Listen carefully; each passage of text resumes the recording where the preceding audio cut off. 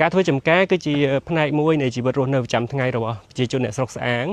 ថ្ងៃនេះដែរខ្ញុំបាទសូមនាំអារម្មណ៍ពុកម៉ែបងប្អូនទាំងគ្នាមកទស្សនានៅចំការល្ហុងមួយកន្លែងស្ថិតនៅក្នុងភូមិព្រែករុនឃុំព្រែកគុយស្រុកស្អាងខេត្តកណ្ដាលហើយខ្ញុំនឹងជួបជាមួយនឹងពូម្ចាស់ចំការសួរនាំគាត់មួយចំនួនតាក់ទងជាមួយនឹងការដាំល្ហុងនេះផងដែរអញ្ចឹងកុំឲ្យខាត់ពេលវេលាយូរសូមមកទស្សនាជាមួយខ្ញុំបាទទាំងអស់គ្នាចាត្បូងជំរាបសួរពូបាទ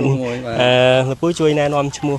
តិចពូបាទខ្ញុំបញ្ជនមែនហើយខ្ញុំឈ្មោះកយវ៉ាន់នី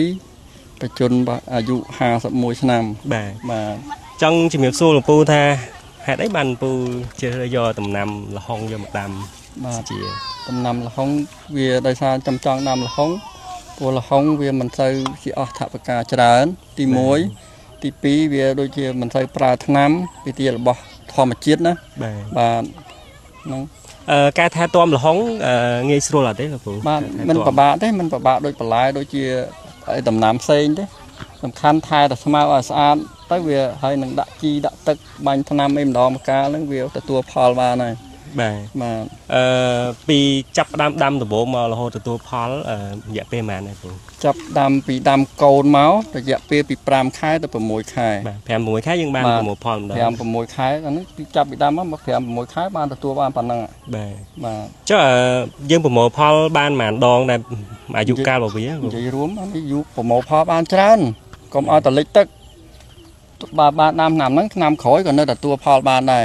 ប៉ុន្តែដីនេះវាលិចទឹកតែខែ8ខែ9លិចទឹកចោលទៀតហើយអញ្ចឹងបានថាកន្លែងពូនេះដាំបានតែម្ដងដាំបានរយៈពេលខែ9ហ្នឹងត្រូវលិចចោលហើយនេះហើយដល់អញ្ចឹងមើលទៅស្មៅកមុំខ្ជិលធ្វើបាត់ហើយព្រោះវាអត់លិចទឹកថែវាទៅឆ្នាំហ្នឹងអត់បានផលឆ្នាំក្រោយវាខែ8ខែ9ខែ11ខែ12វិញយើងទទួលផលតទៅទៀតហើយតែបើលិចទឹកខូចលិចទឹកខូចអស់ហើយចុះតាក់ទងមួយទីផ្សារវិញពូពេលយើង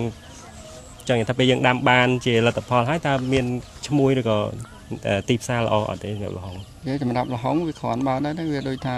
បើយើងបានអញ្ចឹងយើងឲ្យមកគេមកបេះទៅ1គីឡូ400 500ក៏ដោយឲ្យ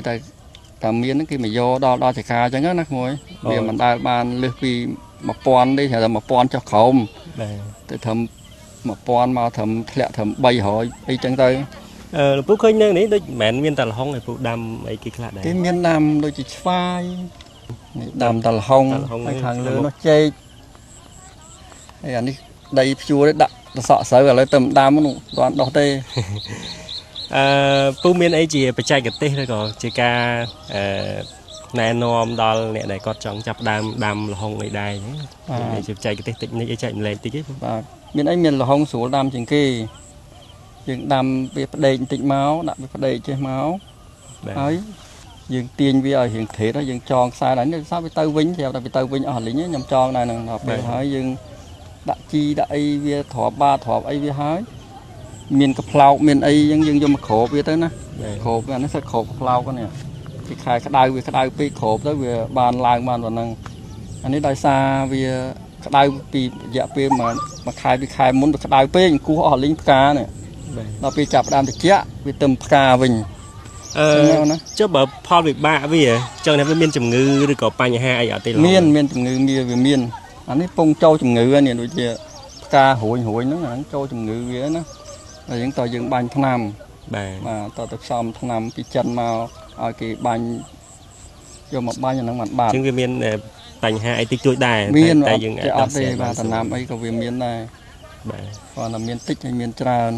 អញ្ចឹងអរគុណច្រើនណាស់ពូបាទអរគុណសម្រាប់ការចែករំលែកអរគុណច្រើនបាទជំរាបលាពូបាទអរគុណច្រើនសម្រាប់ការទស្សនានៅវីដេអូនេះជួបជាមួយខ្ញុំបាទនៅវីដេអូក្រោយទៀតជំរាបលា